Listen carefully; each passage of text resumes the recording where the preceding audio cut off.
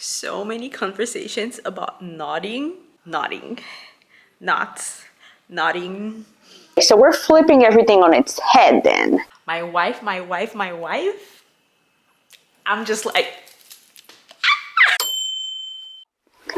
Hello everyone, welcome back to my channel. If you're new here, my name is Vanessa and this is Stories with Nessa. Today I am so excited because we are going to be doing our very first reading vlog on this channel.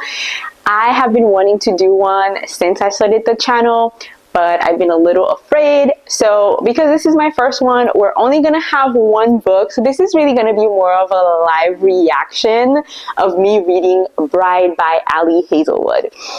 This is one of my most anticipated read of the year, and not only because it's Ali Hazelwood and I'm in the process of reading all her contemporary romances, but mainly because of the subject that she is touching on. This is supposed to be a paranormal book about vampires and werewolves centered in the Omegaverse. I don't know about you guys, but I am one of those people that the Instagram algorithm got. Okay? Let me explain. So, have you guys ever been scrolling on Instagram, minding your own business, and then suddenly you see this little ad that tells you a story about this alpha who, like, you know, found his mate, or this girl who was just lonely and everybody was mistreating, and then suddenly she meets this alpha that's her mate and everything changes? Yeah. So I'm one of those people that clicked on that and started reading. And I never made it back on the other side of the internet. I have been stuck in the Omegaverse for years now. Like 1 or 2 years, okay? And I'm embarrassed to admit that. Embarrassed. I haven't shared that with my friends. There's probably 1 or 2 people who know that I read about the Omegaverse. So you can imagine my joy to see that Ali decided to pick up this topic. And I don't know what she's gonna do with it. I'm excited, but I just hope she makes it cool so I can tell people that I read about books from the Omegaverse and I enjoy them. I know, cringe, I don't know what that says about me, but I enjoy them. I do. I know that there's a lot of things that people do not like. They don't like the fact that there's a hierarchy system where there's the alphas, the betas, and the omegas, and then they also do not like the whole mate situation. That feels very insta-lovey to them, so they don't like it. I eat that shit up, okay? I do not know what that means, what that says about me. Do not judge me. This is supposed to be a safe space. We're supposed to be whatever we love here. So do not judge me. I will not judge you. Let's just hope and see how she's gonna handle these topics, how she's gonna put them in the book. Ali usually writes contemporary romance focused on women in STEM. So I don't know what's gonna be her take on this, but I'm excited. We're gonna get to reading this. I'm going to read the blurb because I don't fully know, other than that it's paranormal, werewolf, vampires. I don't know the details. So we're going to read the blurb. It's in the back of the book. And then we are going to get started. Okay? All right. Misery Lark. Her name is Misery. Okay? Not a good start. Misery Lark, daughter of a powerful vampire councilman, is an outcast. Her days of living anonymously among the humans are over. She has been called upon to uphold an alliance between the vampires and their mortal enemies, the Wers. The Wers. Werewolf? Wers are ruthless and unpredictable. And their alpha, Lo Moreland, is no exception. He rules his pack with absolute authority, but not without justice or feeling. Okay, so he's just and he cares. It's clear from the way he tracks Misery's every movement that he doesn't trust her. If only he knew how right he was. Misery has her own reasons to agree to this marriage of convenience. Reasons that have nothing to do with politics or alliances, and everything to do with the only thing she's ever cared about. And she is willing to do whatever it takes to get back what's hers. Okay, so she agreed to this marriage not because of the reasons. So there's a mystery that we're gonna have to uncover. Interesting. All right, Ali, let's see what happens. I know I have the physical copy. I could not help myself. The minute I saw this, I was like, I have to have it, even though I'm on a book buying ban, but I got the physical copy. But let's be honest, I read faster on my Kindle, so we're gonna read on my Kindle, okay? And if I need to annotate, or if there's something that I really enjoy, I'll go back to the book and do that. And then also my glasses. I don't know if you guys noticed with my previous videos that there's always a glare with my glasses. I'm so sorry about that. So I decided to take off my glasses to shoot the introduction, but I can't read without my glasses. So I'm an old lady. So Granny needs her glasses. So we're just gonna read with our glasses, okay? And let me see, dedication. I always like reading the dedications to see if there's anything fun or anything interesting. Okay, so the dedication is not that interesting. Oh, okay, so dedication is not that interesting, but the prologue, first sentence, this marriage, it's going to be a problem. She is going to be a problem. Who said that? Who said that? Who said that? Okay, so she's going to be a problem. Let's see.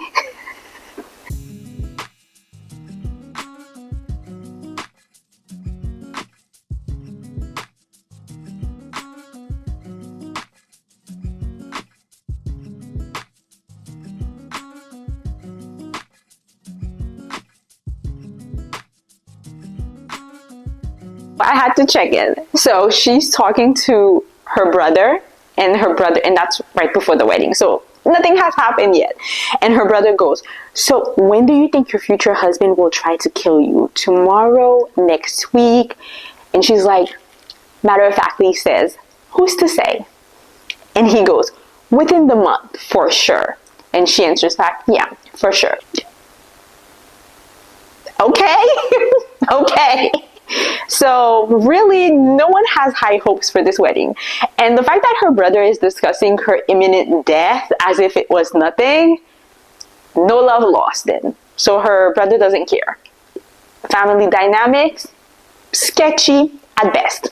I absolutely needed to give this update, again, so early on, but I guess it's because this is so new to me.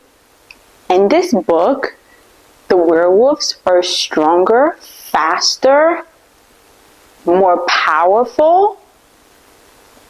This is interesting because usually I would expect the vampires to be.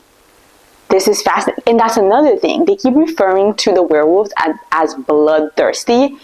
And isn't that interesting considering that she's the vampire? Shouldn't her kind be the bloodthirsty kind? Okay, so we're flipping everything on its head then.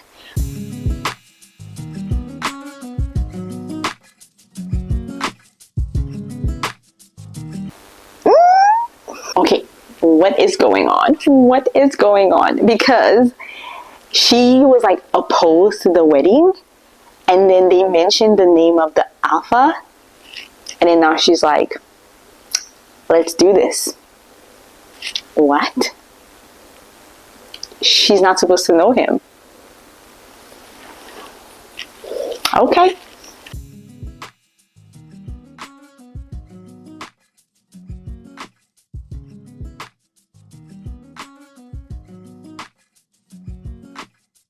We're officially over 10%, and a lot has happened. Actually, not much has happened, but at the same time, it feels like a lot has happened because we're getting so many new characters are being introduced. I'm liking Lo. I don't know, something about him is making me feel like he's gonna be a gentle giant, you know? So we'll see. And then I'm liking Misery. Even though she is witty and funny, she's not too quirky. It seems like she has a good head on her shoulder and that, you know, she's up to something, but I don't know what that is. However, you know, we'll see. So far, it's interesting. I'm liking it so far. And I can see the little sprinkle of things. It's not foreshadowing, I don't know what it's called, but I can see where this is going. There's one thing that seems to be a mystery that I've already figured out, so I don't know how good or bad that is. But I think she's not, I don't think Ali did a good job at hiding that, so I think it's something that's obvious for us to figure out, so I've already figured that part out. But I still haven't figured out what Misery is up to, so we'll see.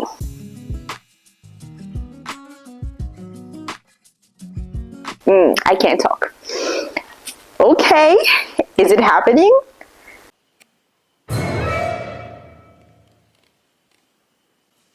Did he just say, "What the fuck are you doing, wife"? He called her his wife. I thought this was a marriage of convenience. What's going on here, sir? Do you want to discuss this?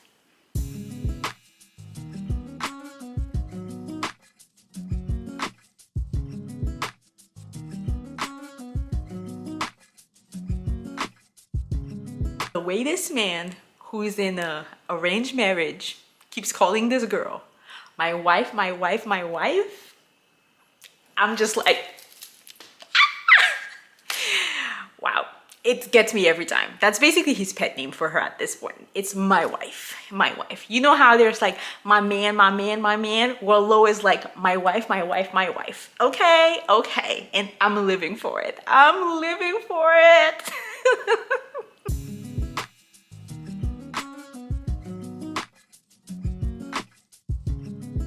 So we are at the 60% mark. My screen actually went dead. But we are at the 60% mark. I wanted to come on here and update at the 50% mark, but I couldn't stop myself from reading. 50% mark was a little juicy, so I couldn't stop reading. So I'm here at the 60% mark, and I'm loving the story so far. It is a little slow for me in terms of action, I guess, but we're getting a lot of information. I love the development of all the characters. I'm loving getting to know Lo more. Sometimes in stories, it does feel like we get a lot of information about the female character, and then the male character is just really tall, really big, really handsome, and, you know, is grumpy for, I don't know, whatever reason. But with Lo, we're getting a lot, and I hope that's how you pronounce his name, Lo. But we're getting a lot of information, a lot of background information about like where he's coming from, what are his motivation, who he is. And I love him as a love interest. He is everything I would want in a male interest. He's quiet, he's calm, has a lot of presence. He's strong, he's loyal, he runs a pack, but he's not like too macho about it, or, you know, exerting too much authority. He's really, really good. I love how she describes him and how she's painting him. I love how the relationship with Misery is developing, how they're getting to know each other. The tension and the chemistry is there. I feel it. I'm getting the butterflies. I love also how she's setting up the story. There's this war between the humans, the werewolf, and the vampires, and it's been ongoing for over 500 years. And the kind of development that are happening right now sets up for, I'm hoping, what would be a peace. Really love the story. I will be catching up with you guys when I'm completely done. If there's anything else in between, maybe I'll come on, but I think I'm just gonna focus on reading because it's kind of getting good at this point. So I'm curious to see. We're at 60%, so things have to start getting revealed at this point, right? So let's see.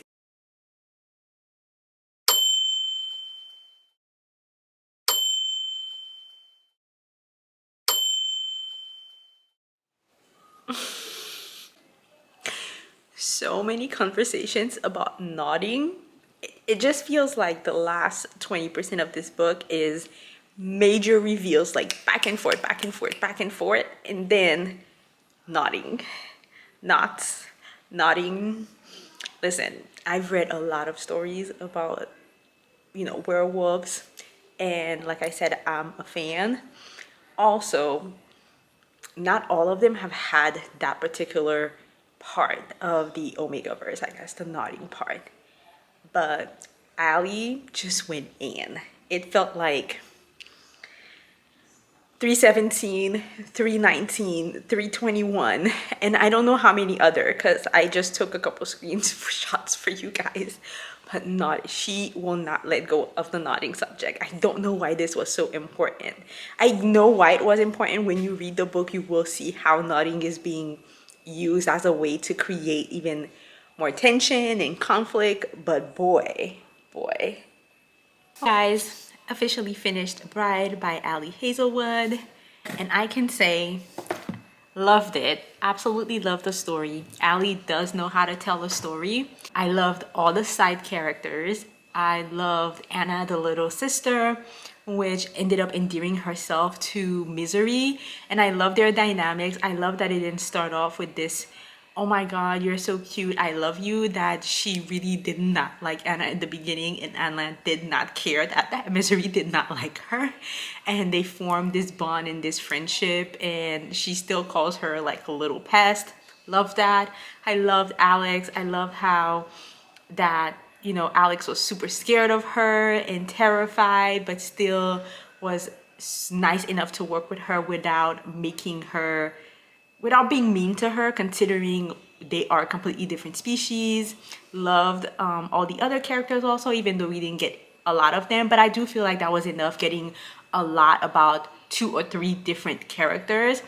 I love the mystery in the back drop of this story. We do get a resolution for it, and we do learn a lot of things. I suspected some things, but definitely I did not see this whole thing coming. Oh, by the way, when I said that I suspected who was behind the plot, I suspected one person, but I was completely wrong about the overarching everything else that was going on. So good job, Ali. You did surprise me. I did not like okay, let me stop. Let me say this.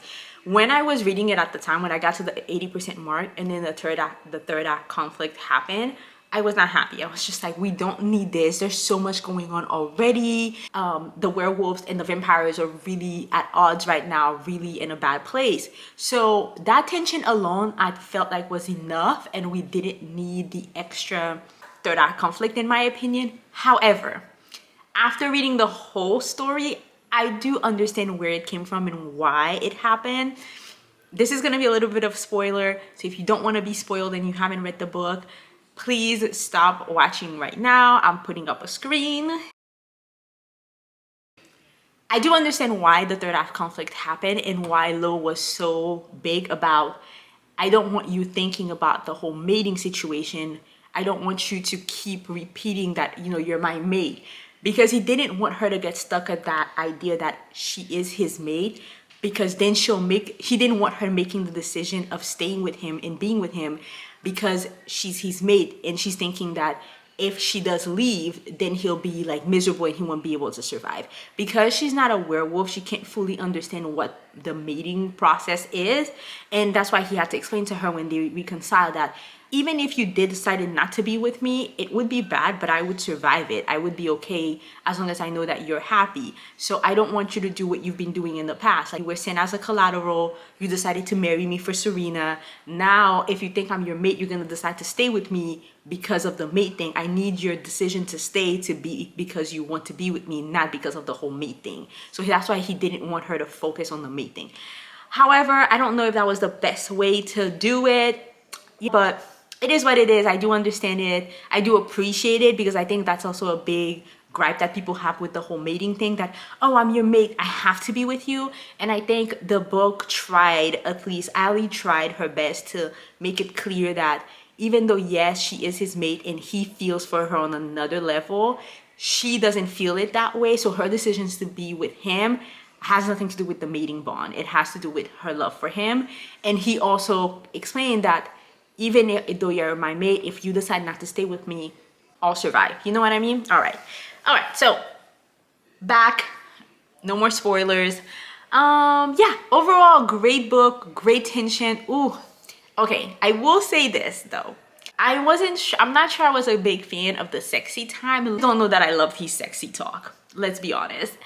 But the tension, it's so weird to me that the tension that was created before they had sexy time, when he was scenting her and making sure that his scent was on her, and then other situations, Ali, you did your thing with those parts because you could feel the tension, you could feel the yearning, you could feel, ooh. And then the sexy time was a little bit of a letdown for me, especially with all the nodding conversation. It just took over the whole thing. So for me, this is a solid 4.25, I think. I think I rated Love Theoretically higher.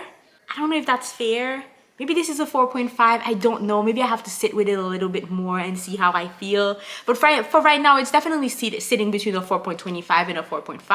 I think the reason why I cannot give it a 5 is because it felt like a drag for a little bit. 80% of the book, we're trying to figure out this mystery. The last 20%, things felt really, really rushed. It was like bam, bam. So I didn't really enjoy that part. Even when Lo and Misery were not, engaging in any romantic activities or connection or talking or even together at the beginning of the books, like first maybe 20 something percent, it was still good enough. The writing was still good enough that I was intrigued and I was invested. And I loved Misery as a female character. And I love that somehow Ali managed to still make her a woman in STEM. Good for you for not giving up on what makes you you, okay? Good for you. Love that. Anyways, so that's all I had for you guys today. If you guys like this video, let me know in the comments. Let me know what other book that you guys might want me to do a reading vlog for. Please like and subscribe, and just again continue to be part of this family. Bye.